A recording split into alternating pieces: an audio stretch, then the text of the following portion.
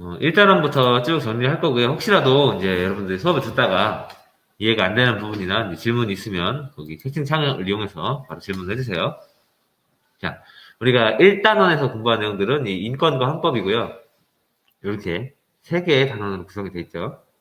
첫 번째, 어, 첫 번째 제목은 인권 보장과 기본권인데 여기서는 좀 포인트를 우리가 일상생활에서 권리, 뭐 인권, 기본권 여러 가지 용어를 막 섞어서 사용하는 경우가 있는데 여기 일단은 첫 번째 테마는 인권이라는 용어랑 이제 기본권이라는 용어 이런 것들 구분하는 게 좀 중요하다고 했었죠.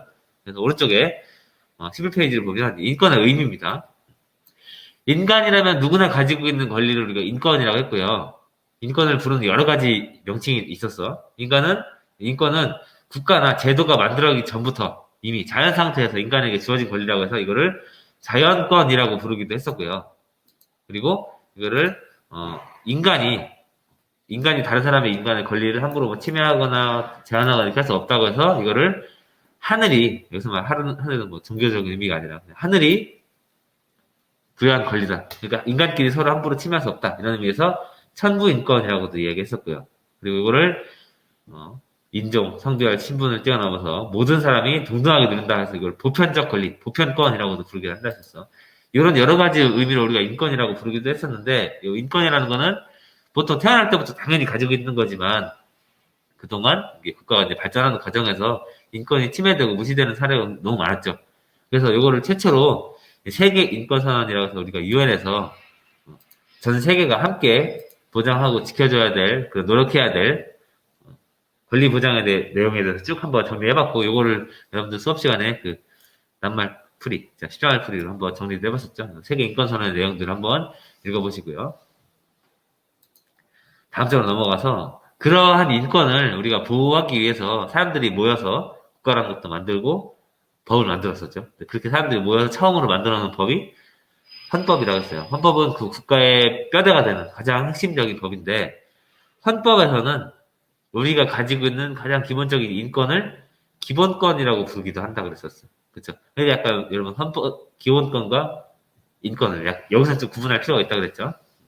법으로 보장된 우리의 인권을 기본권이라고 부르고 여기 헌법 10조에 나와 있는 내용을 잘 보면 헌법 10조는 우리의 권리를 한 두 가지 정도로 요약하고 있는데 첫 번째는 인간으로서 존엄과 같이 일하는 권리, 인간의 존엄성에 대한 권리, 그리고 두 번째는 행복 추구권.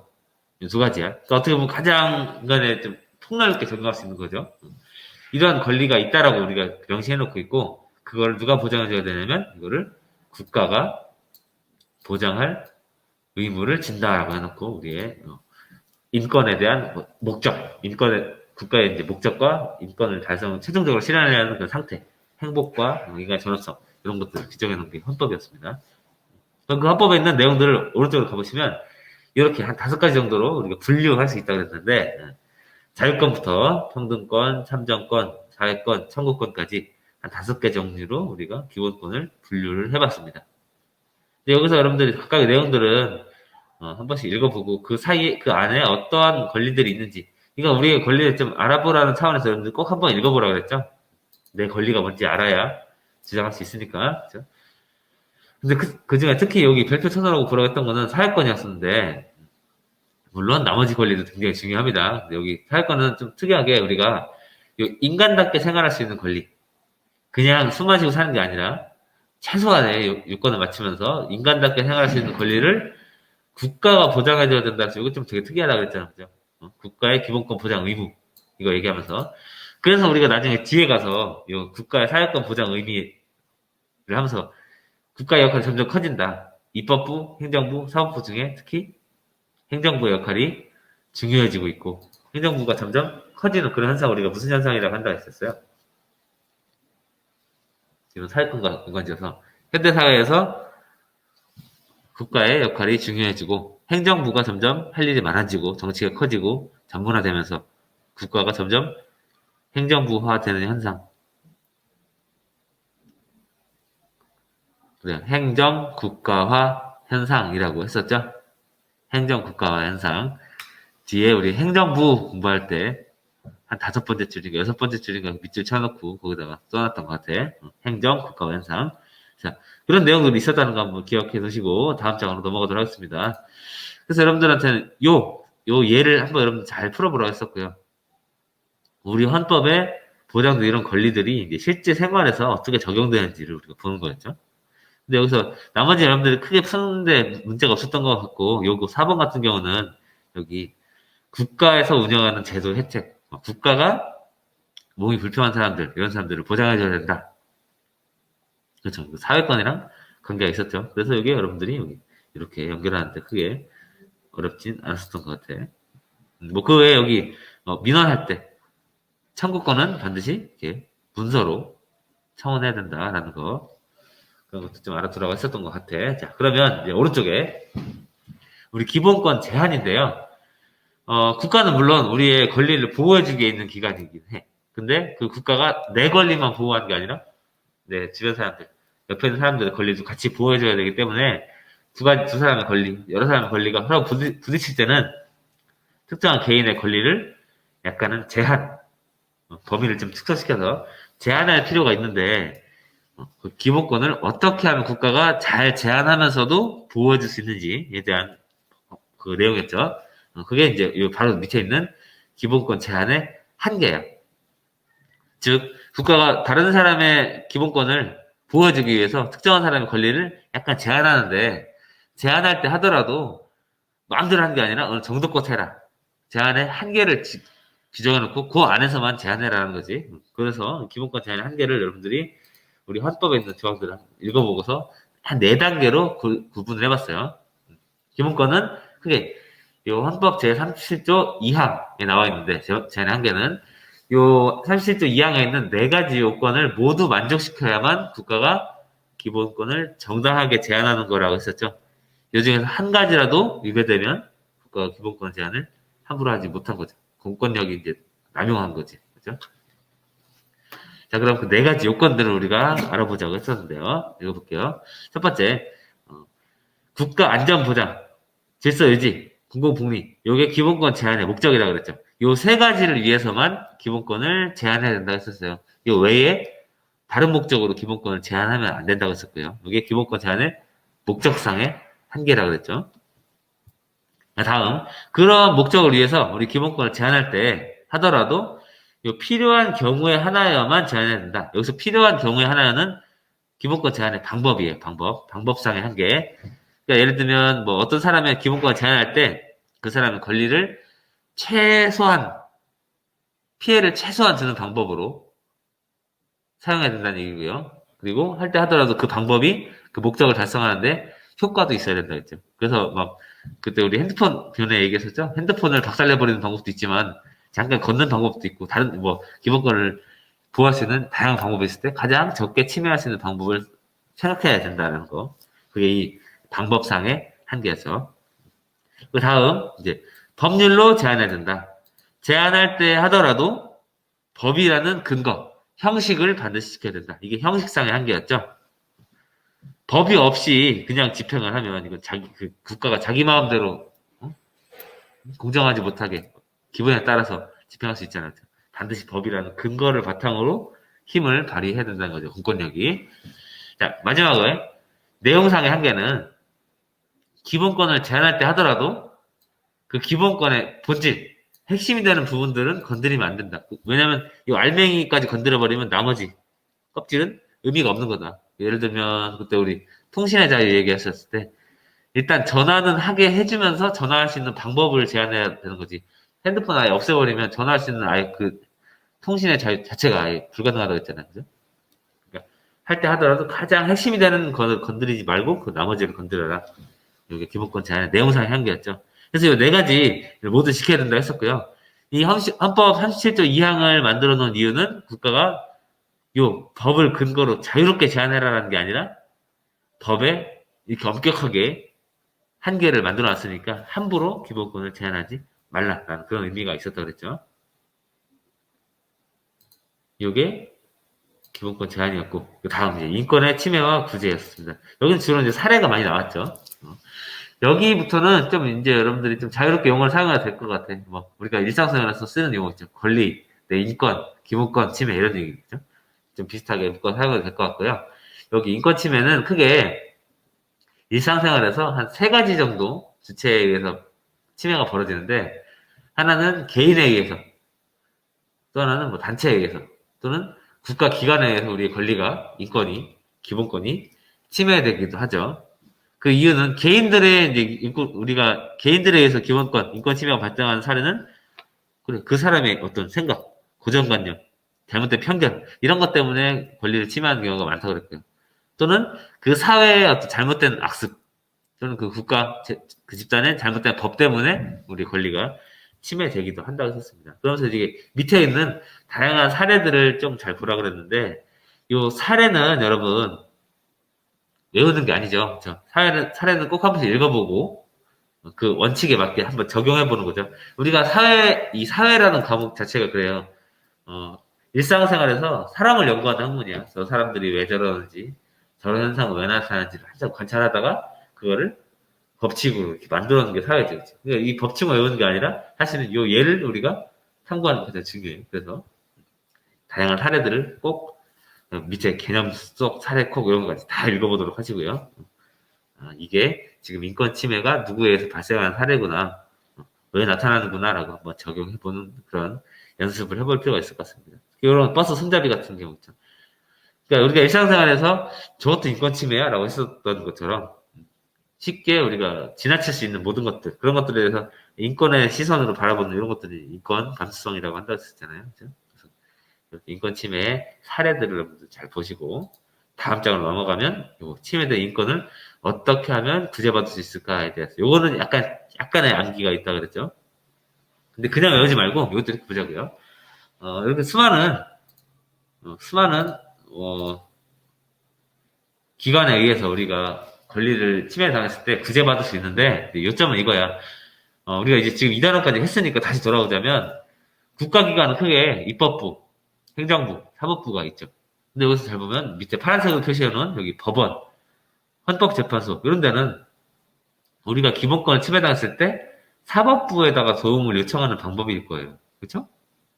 그다음 여기 국가인권위원회, 국민권익위원회, 중앙행정심판위원회, 이런 곳은 행정부가 우리의 권리를 구제해주는 방법이죠. 그러니까 이걸 왜 다 외워야 돼요 하는 게 아니라, 이렇게 많은 우리 구제 수단이 있다는 거, 필요한 곳에 적재적소에 우리가 구제를 요청할 수 있다는 거, 그런 차원에서 여러분들 좀 이해를 해주면 좋을 것 같습니다. 약간 이 용어를 좀 통일해서 외우는 거 한번 여러분들 고민해 주세요. 국가인권위원회 진정, 권익위원회 민원, 고층민원, 행정심판위원회 행정심판, 법원의 소송, 헌법재판소의 헌법소원, 이런 식으로. 그러면서 특히 여기 잘 보라 그랬죠, 이거. 침해당한 인권을 구제받는 방법. 요 얘기는 한 번 더 해볼게요. 최근에 했으니까 한번 더 해볼게요. 어제 했으니까. 자, 여기 이런 사례에서 의료법을 만들었는데, 국가가. 요 법을 위반했다는 이유로 벌금을 물었죠. 근데 이 사람이 주장하는 거는, 요 법이 없었으면 내가 헌법에 보장된 기본권, 마음대로 광고할 수 있는 표현의 자유가 침해당하지 않았을 텐데, 이 법을 잘못 만들어서 내 표현의 자유가 침해했다. 자, 법을 만든 거는 국가기관이죠. 어떻게 보면 공권력이죠. 공권력이 잘못 행사했기 때문에, 법을 잘못 만들었기 때문에 내가 기본권 침해당했다. 바로 왜 공권력이 이렇게 작동했냐 하면서 헌법재판소에다가 헌법소원을 피해당한 사람이 직접 청구하는 거죠. 지금 무슨 재판이 진행되거나 이런 건 아니잖아. 그죠? 이런 것들.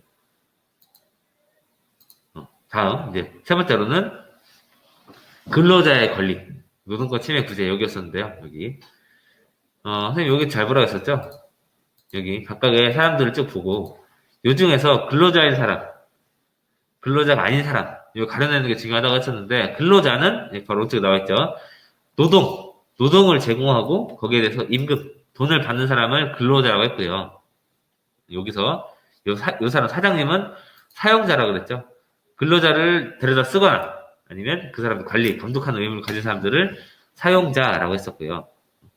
임금을 받지 않겠지. 그치? 근데 요 사람은 전업주부인 것 같아. 집안일을 전담하는 그런 사람으로, 이 사람은 월급을 받지 않기 때문에 우리가 근로자로 보기 어렵다고 했었는데, 이렇게 그냥 여러분들, 주부는 근로자 아님, 사장님은 근로자 아님, 이렇게 외우지 말고, 요 개념에 맞춰서 보라고 했죠. 달라질 수 있어요, 약간. 요거 중요하겠죠? 만약에 이 전업주부가 지금은 자기 집안일을 하는 건데, 만약에 옆집에 가서 똑같은 일을 해주고 돈을 받는다면, 그때는 근로자로 볼 수 있다고 그랬죠. 노동을 제공한 데 거로 돈을 받으니까. 이 사장님도, 이게 지금 자기 회사고 자기 밑에 사람들, 밑에 직원들 채용해가지고 쓰는 거지만, 만약에 이 사장이 어디 이 회사에 고용돼가지고 이 회사를 경영하면 그 경영한 대가로 돈을 받는 사람이라면 그 사람은 또 근로자로 볼 수도 있어요. 그죠? 자기 회사 아니고. 그러니까 그때그때 다르지만 일반적으로 이 문제에서 보는 건 그런 거죠. 이 사장님은 자기 회사를 가지고 있는 사람이고 이 사람은 자기 집에서 일하는 사람. 이렇게 보니까 여러분들 이거는 두 사람은 근로자가 아니다. 이렇게 볼 수 있는 거죠. 자, 그럼 오른쪽 페이지에 우리 근로자의 권리에 대해서 공부를 쭉 해봤는데, 자, 근로자의 권리, 헌법에서 보장한 세 가지 권리, 요, 노동 3권 꼭 기억해 주시기 바랍니다. 단결권은 단체를 조직할 권리, 노동조합 같은 거 만드는 거. 그 다음 단체 교섭권은 그 조합이, 노동조합이 사용자와 임금 협상이라든지 근로조건 개선을 위해서 협상을 할 수 있는 권리, 그 교섭권이라고 했죠. 그렇게 해도 잘 안 됐을 때, 이제 뭐 태업을 한다거나 파업을 한다거나 특정 어떤 행동, 위력으로 보여주는 것들을 단체 행동권이라 했었고, 요 세 가지를 우리가 근로 3권, 노동 3권이라고 한다고 했었습니다. 이런 것들을 좀 헌법에 보장된 이 권리를 구체화시키기 위해서 만들어 놓은 게 우리 근로기준법이죠. 근로기준법에는 요 내용들이 있고, 요건 꼭 잘 보라고 했어요, 여러분들. 요거는. 자, 근로시간은 원칙적으로 휴식을 제외하고 1일 8시간. 그러니까 쉬는 시간은 근로시간에 포함시키면 안 돼. 빼고야. 하루에 9시간 일했어도 중간에 쉬는 시간 1시간 있었으면 실제로 일하는 시간 8시간이란 거죠. 주 5일째니까 8 곱하기 5 하니까 40시간 초과할 수 없다. 만약에 초과해서 근무를 시키려면 그래. 그 사람한테 의사를 확인하고 돈을 더 주면 된다. 다음으로 휴식시간은 원칙적으로 4시간 일할 때 30분 이상을 일하는 도중에 줘야 된다. 4시간당 30분. 이거는 뭐 한 방에 줘도 되고 나눠서도 되고. 그죠? 근데 보통 하루에 8시간 우리가 일을 하니까 1시간 이상의 휴식을 주면 된다는 거겠죠. 다음 해고할 때. 해고하려면 적어도 30일 전에 알려줘야 되고요. 30일 전에 알려줬다고 해서 무조건 자를 수 있다는 게 아니라 정당한 이유가 있어야만 그 사람을 해고할 수가 있다는 거죠. 정당하지 못한 이유로 자른 걸 우리가 부당 해고라고 한다고 했었어요. 다음 월급, 임금이죠. 임금은 원칙적으로 매달 한 번 이상이니까 2번 이상, 3번 이상, 4번 이상 줘도 돼. 그죠? 한 번 이상을 일정한 날짜에 줘야 된다 했습니다. 정해진 날짜. 계약서에 써야 되고요. 그 다음에 본인에게 직접 줘야 되고 반드시 통화, 돈으로 줘야 되고요. 줄 때 전액을 다 줘야 됩니다. 그리고 그 임금은 최저임금 이상으로 계산해서 줘야 되는 거였죠. 최저임금은 요즘에 8,720원인가 그렇죠? 다음 장 넘겨보시면 그렇게 우리가 침해된 노동권을 어떻게 구제받을 수 있냐. 여기는 다양한 사례니까 사례는 항상 읽어보고 이해하면 된다 그래서 사례는 한번 읽어보고요. 뭐 특히 요즘에서 이렇게 검은색 진한 글씨 돼 있는 거. 아까 정당한 이유 없이 잘리는 걸 우리가 부당해고라고 했고요. 그 다음에 그 단결권 또는 단체 교섭권 또는 뭐 단체 행동권 이런 것들을 못하게 사용자가 막는 것들을 우리가 부당 노동행위라고도 한다. 부당하게 노동행위를 막는 것들, 그죠? 이런 것들이 우리의 노동권을 침해하는 일반적인 사례라는 것들을 잘 기억해 두시고요. 그런 노동권을 침해당했을 때 우리는 행정부 안에 있는 노동위원회에다가 구제를 요청할 수 있고요. 또는 사법부에다가 소송을 할 수도 있다는 거. 그렇습니다. 그래서 여기 노동권 침해에 대한 사례, 이거 잘 보라 그랬죠? 여기 보면서 1번 사례는 월급을 절반만 줬다고 하지 않았나 벌써. 그쵸? 이 사장님 사정이랑 우리 사정은 관계없다고 그랬어요. 사장님 사정 안 줘도 내가 일한 만큼 받아야 된다고 그랬잖아요. 그쵸? 월급을 절반만 줬기 때문에 이거는 근로기준법 위반이고요. 여기 결혼을 한다고 해가지고 회사를 그만둬야 된댔잖아. 이거를 부당해고라고 한다고 했죠. 해고할 때 정당한 이유로 해고하지 못했기 때문에. 3번 이거 노동조합을 만들려고 하는데 노동조합을 만들지 못하게 방해했대. 우리 단결권을 방해하고 있는 거죠. 이걸 우리가 부당 노동행위라고 한다고 했어요. 4번은 오전 9시부터 6시까지면 9시간 일한 건데 그 중에서 1시간을 쉬었다고 하니까 1시간을 빼면 실제로 일한 시간은 8시간. 그래서 근로기준법 위반이 아니었죠. 요렇게 해서 우리가 1단원을 공부를 다 했었었고요. 여기 특히 인권사진 찍기 이 페이지와 관련해서 우리가 수행평가 하고 있었죠. 수행평가는 시험 끝나고 그 다음 주 우리 사회시간에 최종적으로 걷고 마감하도록 하겠습니다. 아직 못한 친구들은 그 위드랑에다가 사진 파일 올리고 학교 올 때 작성한 거 제출하면 됩니다. 자, 지금 일단은 한번 마무리 해봤는데 혹시 여기까지 질문 있어요?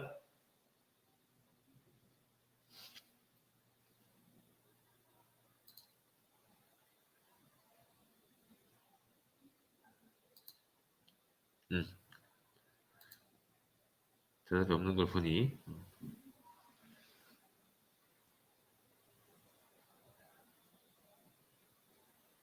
자, 그럼 두 번째 단어 한번 나와보겠습니다. 여기서 문제 몇 개 나오냐고요? 1단원에서 한 12개 정도 됐고요. 2단원에서 한 13개 정도 됐어요. 전체 25문제입니다. 반반씩 됐어요. 반반씩. 25문제. 그렇게 어렵지 않아요. 1단원은 되게 쉬워. 2단원이 조금 어렵지. 근데 지금 여러분 하다가 이해 안 되는 거나 질문하고 싶은 거 있으면 바로 질문하세요. 지금 그런 정리하는 시간이니까. 자, 그러면 두 번째 단어는 헌법과 국가기관입니다. 우리 1단원에서 공부한 그런 헌법에 우리의 다양한 권리가 적혀 있죠. 그 권리를 지켜주는 기관이 국가기관이고요. 우리 헌법에는 그 국가기관들은 보통 이렇게 세 개로 규정해놨어요. 법을 만드는 입법부, 집행하는 행정부, 적용하고 판단하는 사법부. 이 세 가지를 나눠서 공부를 해볼 거고요. 각각의 이제 요점 맞점 집어보겠습니다. 우리 15분에 끝나죠? 15분에 끝나죠? 금방. 한 10분이면 정리는 금방 끝날 것 같아. 첫 번째는 국회고요. 국회는 가장 기본적으로는 우리 국민의 대표죠. 우리가 직접 가서 일을 해야 되는 건데 일할 시간이 없고 장소가 너무 넓고 사람이 많으니까 대표를 대신 보내. 그러니까 그 사람의 가장 기본은 우리를 대신해서 뭔가 결정하는 사람이기도 하고요. 국회에 가서 하는 기본 업무는 법을 만드는 거예요. 법을 만드는 거. 이 사람들은 어떻게 뽑냐? 우리가 4년에 한 번씩 선거에서 뽑고요. 국회의원은 4년에 한 번씩 선거에서 뽑히기만 하면 계속해서 할 수 있습니다. 중임이나 연임의 제한이 없습니다. 다만 이 네 가지 선거 원칙, 특히 보통선거, 평등선거 그 뜻을 잘 구분하라고 했죠. 보통선거는 일정한 나이가 되면 나머지 조건들은 보지 말고 투표에 참가할 수 있는 자격, 권리를 주는 게 이제 보통 선거였고, 평등 선거는 그렇게 투표를 했었을 때 지역이 많은 지역 사람이랑 적은 지역 사람은 똑같이 한 표를 했어도 표의 가치가 다르기 때문에 한 표의 가치를 동등하게 맞춰주는 게 평등 선거라고 그랬죠. 그래서 이 표의 가치를 맞추기 위해서 전국을 각 지역 인구가 많은 쪽은 그 지역을 잘게 쪼개고 인구가 적은 쪽은 합치기도 해서 한 지역구에서 지역구 인구를 좀 비슷하게 맞춰줬죠. 그러면 그 각 지역을 대표하는 국회의원들 우리가 지역구 국회의원이라고 하고요. 지역 국회의원은 가장 많은 표를 얻은 사람 한 명이 뽑히는 거죠. 근데 이렇게 뽑다 보면 1등이 아닌 나머지 사람의 표는 전부 다 버려지는 표이기 때문에 그런 의견을 좀 반영하기 위해서 우리가 각 1등을 뽑히는 지역구를 제외하고 별도로 따로 피자를 한 판 더 만들었다고 했죠. 이 피자 한 판 비례대표 국회의원을 만들어서 이거를 각 정당에다가 나눠주자고 했었어. 그 나눠주는 방법은 정당이 전체 비례대표 표 중에 득표한 비율에 맞춰서. 그래서 A당이, 만약에 이 나라의 전체 국회의원 중에 지역구 국회의원은 200명이고, 비례대표 국회의원이 100명이다 치면, 100명을 지금 정당에다가 나눠주는 얘기죠. 지역 200명은 그냥 1등 뽑아주는 거고. 그럼 그 100명을 어떻게 나눠주냐? 예를 들어서 한 국회의원들이 그 나라 전체 국민 중에 투표한 표가 1000표다. 1000표 중에 A당이 500표를 가져갔다. 라고 한다면 A당의 득표율은 50%죠. 1000표 중에 500표니까. 50%만큼 A당이 100석에 50%를 가져가는 거니까 A당이 전체 가져가는 비례대표 국회의원은 50석이 된다는 거였었죠. 그렇게 구하는 거 여러분한테 꼭 중요하니까 연습해보라고 했었고요.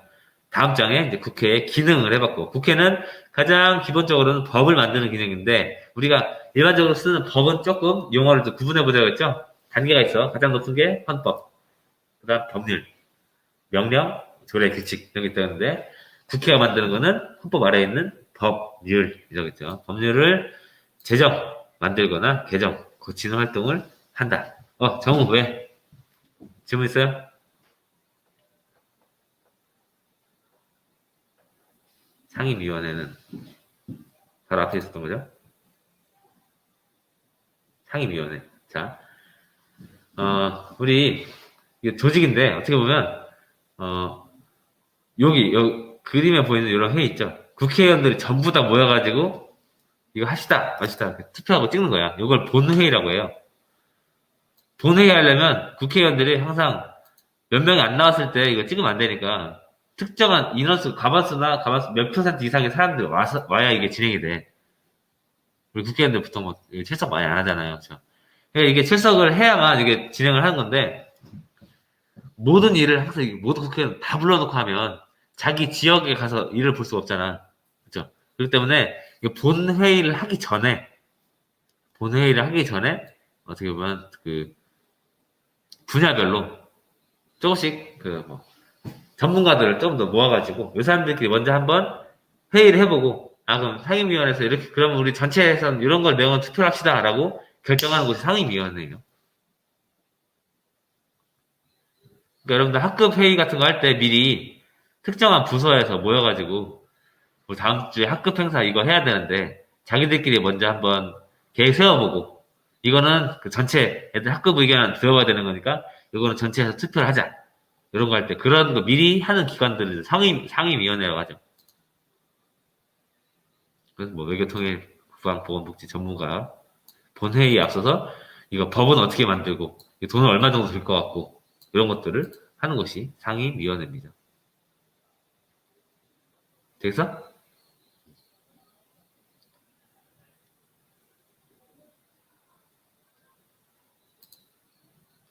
오케이. 자, 그런 것입니다. 학급 회의랑 똑같아요. 자, 그 외에 이제 국회가 하는 것들은 돈 쓰는 기능이죠. 돈 쓰는 기능은 원래 보통 행정부 일인데, 그죠? 행정부가 돈을 어떻게 쓰겠다고 계획을 하지만, 그 마음대로 쓰기에 놔두면 안 된다고 했죠. 그래서 이거를 심의해주고, 깊게 한번 고민해주고, 확정 지어주고요. 나중엔 잘 썼는지, 결산, 심사까지 하는 게 국회의 기능이었죠. 그 외에도 이제 다른 부서들을 견제하는 기능을 수행하는데, 그게 바로 국정감사, 국정조사 등이 있고요. 이건 국회가 행정부를 견제하는 기능이고요. 국정감사는 정기적으로 하는 거, 조사는 그때그때 하는 거, 이런 차이가 있다고 그랬죠. 요거는 다 외우지 말고, 이런 문제를 풀 때 포인트는 지금 무슨 부서가 무슨 부서를 견제하는가 라는 거야. 그죠? 자, 대법원장을 어쩌고저쩌고 한대. 대법원장을 임명한대요. 자, 임명장은 국가 원수로서 상징적인 주제로서 대통령이 임명장을 찍어주는 건데, 그때 임명에 대해서 하자, 말자, 동의해주는 거는 국회죠. 그죠? 자, 그러면 대법원장은 사법부야. 사법부를 대통령이 임명해줄 때, 거기에 대해서 국회가, 입법부가 견제하는 방법인 거지. 그치? 이게 이런 것들. 이게 무슨 부서가 무슨 부서를 견제하는지를 잘 보는 게 이제 중요한 포인트라고 했었습니다. 그래서 오른쪽에 있는 이 내용들, 헌법에 관한 국회 기능, 이거 여러분들이 좀 잘 살펴보라고 했었고요. 각각의 이런 법을 근거해서 실제로 이런 일을 한다는 거죠. 이게 지금 무슨 부서가 무슨 부서를 견제하는 건지 그 정도만 구분할 수 있으면 될 것 같아. 그럼 다음 쪽으로 넘어가면 나라의 살림살이를 하는 곳이 이제 행정부고요. 행정부는 크게 우리가 이렇게 현대복지국가 아까 방금 우리 1단원을 할 때 사회권적 기본권이 강조되면서 현대사회에서는 사회복지, 교육 등 같이 국민의 요구를 들어줘야 되는 정부 역할이 많아져. 사회가 점점 전문화되면서 행정부가 할 일이 많아져. 그러면서 국가가 점점 행정부를 중심으로 돌아가는 그런 것들을 우리가 행정, 국가화 현상이라고도 한다고 했었습니다. 이러면 우리 민주주의의 기본 질서인 삼권 분립이 조금 깨질 수가 있겠죠. 그렇기 때문에 나머지 부서에서 이 부서를 더 견제하는 역할이 중요해진다고 했었습니다. 행정부의 주요 조직은 우리 여러분 보는 것처럼 이렇게 조직이 되어 있는데 이걸 다 외우는 게 아니라 그랬죠? 그냥 대통령을 중심으로 우리나라는 행정부를 운영하고 있구나. 특이하게 총리라는 것도 두고 있구나. 그리고 밑에 부서가 이렇게 많은 걸로 봐서는 우리나라 정부가 할 일이 이렇게 많구나. 우리 사회가 이렇게 복잡하구나. 라고 알아두시면 좋을 것 같고, 여기 특이한 건 이제 감사원이라는 것을 보였죠. 감사원. 감사원은 원래는 대통령에 소속되어 있는 행정부의 기구지만, 그렇죠? 그래서 행정부를 감싸주는 게 아니라 행정부를 감시하고 감찰하는 역할을 독립적으로 수행하는 곳이 감사원이라는 곳이 있다. 했었죠. 다음. 자, 대통령은 두 가지 역할을 수행해요. 우리나라는 옆에 뭐 독일이나 일본이나 미국, 영국처럼 왕이 없죠. 그쵸? 상징적인 존재로서 왕이 없는 곳이기 때문에 그냥 상징적인 역할을 해줄 수 있는 사람이 한 명이 필요한데 그게 대통령이라고 했어. 그래서 대통령은 두 가지 역할을 동시에 수행한다고 했죠. 첫 번째로는 국가를 대표하는 상징적인 존재로서 국가 원수로서 다른 부서, 행정부에 있는 사람이 아니라 입법부나 사법부나 다른 나라를 만나서 뭔가 하는 역할을 하기도 하고요. 그 외에 행정부의 수반, 높은 자리에 있는 사람으로서 자기 밑에 있는 부서 사람들에게 명령을 하거나 관리를 하는 역할을 한다고 했죠. 두 가지를. 참고로 대통령은 임기는 5년이고요. 2번 이상 할 수 없어. 한 번밖에 못 한다고 했죠. 그러면 이 밑에 있는 이 대통령의 권한 여러분들이 다 암기하는 게 아니라 방금 우리가 본 것처럼 이게 행정부 안에서 자체적인 일이냐 아니면 그 행정부 외에 다른 것과 관계되느냐를 가지고 구분해 보라고 했었고요. 요 6개 요 사례를 한번 잘 보라고 했죠. 답은 이렇습니다. 답은 다마바 가나라. 요 가나라는 다 행정부 안에서 일어나는 거죠. 자, 행정부서에다 명령하는 거고 행정부 사람끼리 모이는 거고 행정부 안에 있는 국방부랑 일하는 거고요. 그죠? 여기 다마바는 다와 마는 다른 나라와 뭔가 약속을 하는 거고요. 바는 다른 부서. 사법부의 장을 임명해 주는 거잖아요. 그렇죠? 그렇기 때문에 이거는 행정부 대표가 아니라 국가 원수로서 하는 역할이 되어 있었죠. 그럼 마지막으로 이제 법원과 헌법재판소고요. 법원은 우리 갈등이 생겼을 때 법을 적용해주고 판단하는 국가기관인데 법원이 공정하게 재판하려면 기본 전제가 독립적인 상태여야 된다 그랬죠. 공정하게 재판을 할 수 있는 몸과 마음을 가진 상태. 그게 바로 사법부의 독립이고 사법부의 독립을 우리 헌법에서 어떻게 보장하고 있냐면 이렇게 다양한 법률로 사법부가 독립할 수 있도록 보장해 놓고 있는데 그 자세한 내용은 여기 아래에 있는 해설과 같다. 해설 보고 사법부가 독립되어 있으면 공정하게 재판할 수가 있겠지. 여러분들 이해하시면 되겠죠. 그 다음 장으로 넘어가면 이제 법원의 조직인데 우리 헌법에서는 최고 법원으로 대법원을 둔다고 했고요. 밑에 여러 가지 법원을 둔다고 했고요. 법원은 크게 재판을 3번까지 받을 수 있는데 1심, 2심, 3심 그죠?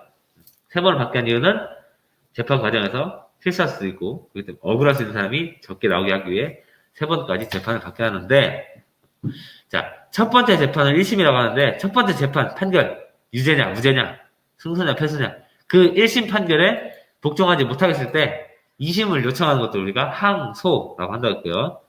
2심 판결까지 나왔는데 거기에서 다시 불복해서 3심을 요청하는 것들을 우리가 상고라고 했죠. 3심은 무조건 대법원에서 한다는 거 여러분들 잘 알아두라고 했습니다.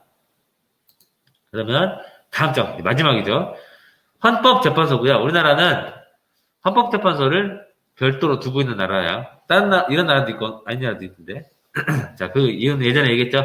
사법부가 공정하게 재판하지 못하고 행정부나 독재 정권에서 그 정부에 유리한 그 재판을 해줬던 그런 안전 역사가 있었기 때문에 기본권을 보호하는 최후의 수단인 헌법재판소를 따로 뺐다고 했습니다. 헌법재판소는 크게 5가지 일을 하고요. 5가지 일은 여러분들이 밑에 있는 사례를 통해서 공부할 수가 있는데 이 3가지는 여러분들 그냥 한번 읽어보면 이해할 수 있는 건데요. 2가지 위헌법 심판, 헌법소원 심판은 조금 헷갈린다고 했었어. 근데 구분하는 방법은 쉬워요. 이걸 누가 하느냐. 위헌 법률 심판은 법원이 하는 거고요. 법원이 법률 재판하는 중에 어떤 법률이 헌법에 위배되는지 아닌지를 따져보는 게 가장 중요하게 먼저 해야 되는 일이다 싶으면 이걸 하는 거예요. 재판을 멈춰놓고. 자, 예를 들어서 뭐 시은이가 A라는 법을 어겨가지고 지금 뭐 재판을 받고 있는데, 자, A라는 법이 위헌인지 아닌지가 중요해. A라는 법이 헌법 위반되는 법, 잘못된 법이면 이 사람은 보나마나 무죄인데, A라는 법이 헌법에 합치되는 정당한 법이라면 이 사람은 유죄로 받아도 충분한 자격이 있어. 그렇다면 재판을 지금 당장 하는 것보다 이 법이 위헌인지 합헌인지 먼저 가릴 필요가 있을 때 법원이 그럼 이 상태로 지금 재판이 안 되니까 일단 재판 잠깐 멈추고 헌법재판소에다가 위헌 여부를 먼저 물어보는 게 이게 위헌 법률 심판이라는 거죠. 근데 그것과 다르게 헌법소원심판은 아까 우리 방금 의료법 방금 봤던 것처럼 국민이 청구한 거고요. 공권력, 국가기관의 힘, 예를 들면 입법부가 될 수도 있고 행정부가 될 수도 있고요. 사법부가 될 수도 있겠지. 자, 이런 공권력에 의해서 기본권을 침해당했을 때 이거를 헌법재판소가 이게 공권력이 잘못 침해한 거다. 아니다, 제대로 한 거다라고 따져주는 거죠. 자, 예를 들면 이런 거 근로기준법 우리 해고할 때는 30일 전에 알려주라고 했는데 6개월을 덜 일한 사람은 그 전에 잘라도 된다고 했잖아.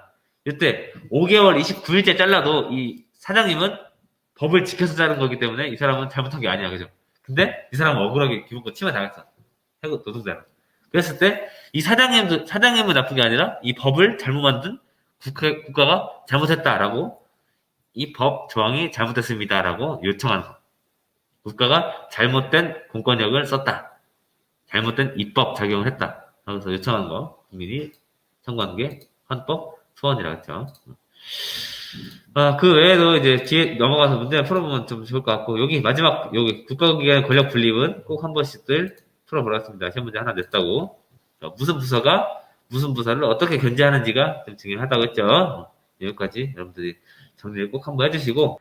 여러분 반갑습니다. 내일 시험이죠. 시험 전에 여러분들 앞에 선생님이 올려놨던 영상 하나가 있을 거예요. 시험 전 총정리 영상. 그거는 한 40분에서 50분 정도 되는 영상인데, 전체적으로 내용을 정리할 때 한번 좀 참고해서 보라고 올려놓은 거고요. 이번은 좀 더 급할 때, 급할 때는 아니고, 자, 시험 힌트를 조금 이제 관련된 영상이고요. 어떤 내용적인 정리보다는 각각의 그 포인트를 좀 잡아가는 거. 공부할 때 여러분들이 이런 문제 이렇게 푸는 거였지, 이렇게 좀 포인트를 잡아가는 데 도움이 되고자 영상을 좀 찍어보려고 합니다. 첫 번째는요, 여기 인권의 의미죠. 인권의 의미는 우리가 인권을 어떻게 부르는지, 다양하게 인권을 부르는 용어, 그리고 인권 관련해서 이제 세계 인권 선언에서 이게 왜 등장했고, 그리고 국제적인 관계에서 인권의 그 보장을 위해서 협력이 중요하다는 거, 그런 부분들을 조금 여러분들이 잘 기억하고 있으면 좋을 것 같습니다. 그래서 여기 인권과 예를 들면 국가가 생기기 전부터 아니면 생긴 이후부터 인권을 부르는 다양한 용어들, 차이점 이런 거 있었죠. 그렇게 정리해 주면 좋을 것 같고요. 다음으로는 이제 기본권이죠. 인권과 헌법의 관계에서 우리가 헌법에 보장된 다양한 인권을 이제 기본권이라고 부른다고 했었고, 그거는 여기 헌법 10조에 이런 의미가 좀 나와 있다고 했었어요. 그 외에 이제 다음 쪽으로 가보면 이제 기본권의 종류, 요 5가지는 꼭 암기를 하라고 했었고요. 구체적인 내용보다도 요 각각의 의미들 있죠. 의미. 평등권이 뭐고, 참정권이 뭐고, 이런 의미 정도만 일단 좀 받으면 좋을 것 같아요. 그 자세한 내용까지는 여러분들 시간이 없으면 조금 좀 생략해도 좋겠지만, 의미는 반드시 알아두도록 하십시오. 그렇죠? 다음 쪽으로 가서 네 번째 힌트인가요? 네 번째는 여기에요. 여기 일상생활에서 헌법에 보장된 기본권 실현 사례. 그러니까 이 헌법을 보고 아니면 이 사례를 보고 관련된 헌법을 찾아내는 그런 문제였죠. 그렇게 어렵진 않을 것 같아요. 여기 선생님 그때 답은 이렇게 있다고 했었죠. 이렇게 사례와 헌법을 연결하는 거 하나 꼭 알아두도록 하시고요. 그리고 요 각각이 헌법을 그 연결하는 것에서 그치지 말고 각각이 어떤 기본권인지, 앞에 있는 5가지 기본권 중에 예를 들면 이게 무슨 자유권적 기본권이냐, 청구권적 기본권이냐, 그게 무슨 기본권인지 정도를 가려내는 것도 한 문제를 냈으니까 꼭 이게 어떤 기본권과 연관되는지를 기억해두면 좋을 것 같습니다. 다음으로 이제 오른쪽에 기본권 제한이고요.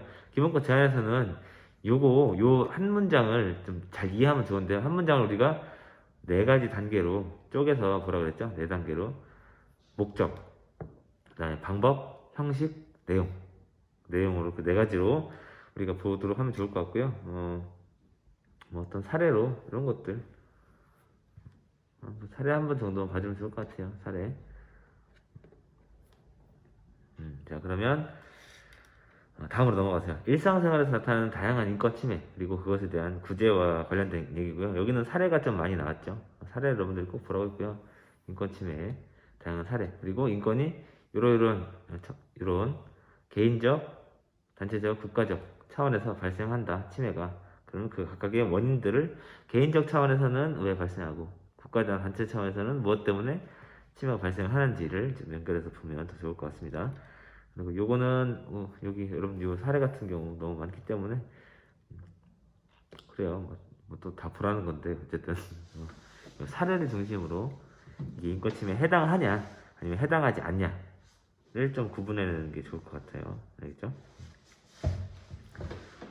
인권침해의 주체, 그러니까 누가 인권을 침해하냐, 이거 인권침해 사례에 해당하냐 안 하냐, 그죠? 이런 것들을 봐주면 좋겠습니다. 자, 그 다음 장으로 넘어가시면 이제 인권을 침해당했을 때 구제받을 수 있는 다양한 수단이죠. 요거는 꼭 알아두시고요. 특히 이런 어떤 사례가 딱 주어졌을 때, 뭐 이런 사례 아니면 뭐 이런 사례가 주어졌을 때 이때 어떤 방법으로 우리 권리를 구제받을 수 있어야 되는지를 좀 가려낼 수 있을 정도면 될 것 같아요. 이 내용들을 다 일일이 하나씩 외우지 않아도 좋을 것 같고 이게 지금 어떤 기관의 구제를 받아야 되는지 정도를 구분할 수 있으면 좋을 것 같습니다. 그때 용어는 살짝 선생님이 틀어서 낸다고 했었죠. 용어 가지고 조금 장난칠 수 있으니까 그거만 봐주면 좋겠습니다.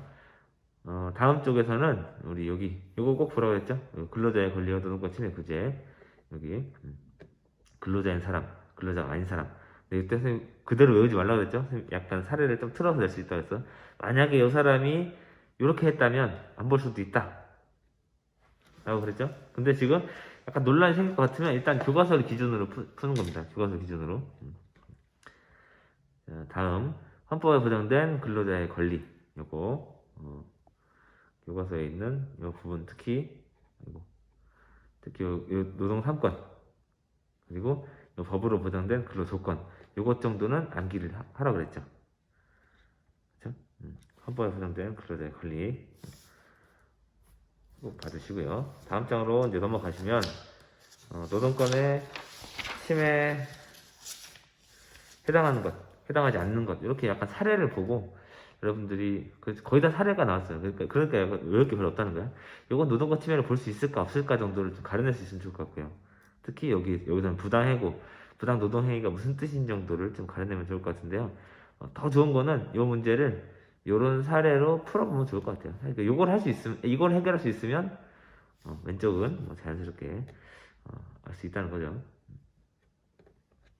그러면 이렇게 하면 1단원에서 낼 만한 것들은 이제 다 끝이 났고요. 이제 나머지는 이제 2단원입니다. 2단원에서는 꼭 눈여겨서 보라고 했던 부분들은 여기 선거 원칙 있죠. 선거 원칙. 이게 다음 중 무슨 선거 원칙에 해당되느냐. 다음으로 여기 좀 계산하는 문제 어렵게 냈다 그랬는데 어렵게는 아니고 자 냈다 그랬는데 지역구 국회의원은 1등만 뽑는 거 비례대표 국회의원은 득표 유례 비례해서 뽑는 거라고 했었어요. 여기 요거 계산하는 거 그렇게 어렵지 않기 때문에 여기에서 여러분들이 한 번씩 숫자를 대입해서 연습해 보시고요. 다음 장으로 넘어가면 국회의 기능 여기 국회의 기능을 좀 잘 보시고요. 여기에서 선생님 좀 몇 가지 함정을 좀 파놨었는데 국회가 뭐 법을 이런 거 있잖아요. 똑같은 용어인데 이 법에 관한 거라고 하더라도 헌법을 제안하는 거지 헌법을 국회가 뭐 고친다는 뜻이 아니었잖아요. 법과 관련된다고 해서 무조건 다 국회 것이 아닐 수도 있다. 재정과 관련해서도 재정을 이 사람들이 짜는 게 아니라 짜는 예산을 심사하는 거다. 이렇게 약간씩 용어를 가지고 조금 틀어놓은 것들에 대해서 여러분들이 끝까지 읽으셔야 됩니다. 앞에 거만 읽고 답을 찍지 말고 끝까지 마지막까지 읽어보고 이게 과연 진짜 입법부 건지 아니면 행정부나 사법부와 연관이 되는 건지를 가려내면 좋겠죠. 이게 국회의 기능에 대한 문제가 하나가 있었고요. 다음으로 이제 요 부분 요것 정도에서 냈습니다. 이것과 관련 있는 사례를 주고 헌법 조항을 찾거나 헌법을 주고 사례를 찾아보는 그런 문제이기 때문에 이거는 여러분 한번 연습만 해보면 충분할 것 같아요.